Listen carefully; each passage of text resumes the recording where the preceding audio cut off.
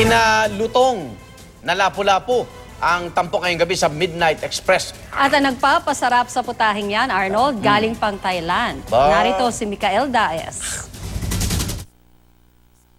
Dito sa White Plains, makakahanap raw tayo ng masarap na Thai food. Tara, subukan natin. Dito sa harap natin, ako na mag-i-introduce para maiba naman ng konti. Okay, ito yung Plak Khao Rad Frick. Di ko alam kung anong ibig sabihin yan, kaya Mickey, tulungan mo naman ako ng konti. It's crispy fish with 3 flavored sauce. Okay, ano ba yung 3 flavored sauces na yan? Salty, sweet, and sour.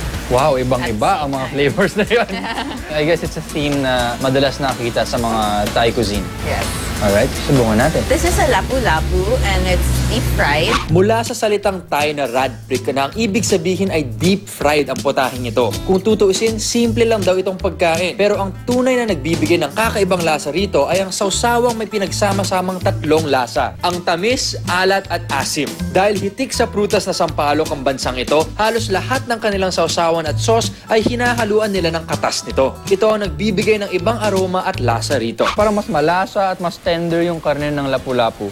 Pero ito yun parang hindi malayo ma-confuse mo yung dish na to para sa isang Pinoy na dish. Parang bagay rin siya yung sausawan natin na toyo mansid, suka, tapos yung may bawang ng konti, may sili.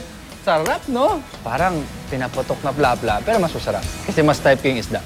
Minsan talaga nakakalimutan natin na may mga bagay na magkakatulad sa ating mga karating bansa. Pero kung titingnan natin ating pagkain pa lang, hindi tayo nagkakalayo. Ako po si Mikael Daes, this is Midnight Express. Good night!